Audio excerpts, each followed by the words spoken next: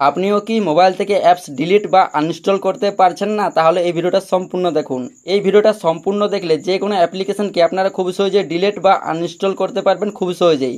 তো যখনই আপনারা কোনো অ্যাপ্লিকেশনকে ডিলিট করার চেষ্টা করছেন, আপনি অ্যাপটার উপর চাপ দিয়ে রাখছেন, তা সত্ত্বেও ডিলিট করার আইকনটি বা আনইনস্টল অপশনটি শো করছে না, সেক্ষেত্রে কীভাবে ডিলিট করবেন? সেক্ষেত্রে আপনারা কীভাবে ডিলিট করবেন চলুন দেখিয়ে দিই। তো এর জন্য আপনি যে অ্যাপটিকে ডিলিট করবেন বা আনইনস্টল করবেন, সেই অ্যাপটার উপর আপনি চাপ দিয়ে ধরে রাখবেন। ধরে রাখার পর এইখানে আপনারা কি করবেন, একটি আই আইকন পাবেন। যদি এই আই আইকনটি শো না করে, সেই ক্ষেত্রে অ্যাপ ইনফো পাবেন, ওইখানে ক্লিক করবেন। তো আমার ক্ষেত্রে আই আইকনটি শো করছে, এখানে ক্লিক করছি। আর যদি আপনার ফোনে অ্যাপ ইনফো থাকে সেইখানে ক্লিক করবেন। তারপর আপনার ওই অ্যাপটার অ্যাপ ইনফোটা ওপেন হয়ে যাবে।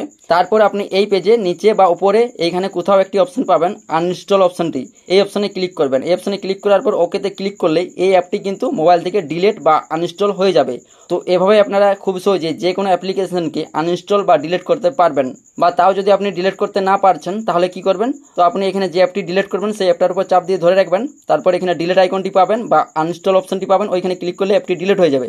বা যদি শো না করে, আপনারা এইখানে এই গোল আইকনটি পাবেন, এখানে ক্লিক করবেন। এইখানে ক্লিক করার পর এইখানে আনইনস্টল বলে লেখা থাকবে, এইখানে ক্লিক করবেন। এখানে ক্লিক করার পর ওকেতে ক্লিক করলেই অ্যাপসটি কিন্তু আনইনস্টল হয়ে যাবে। তো এভাবে আপনারা খুব সহজে যে কোনো অ্যাপ্লিকেশনকে আনইনস্টল বা ডিলিট করতে পারবেন।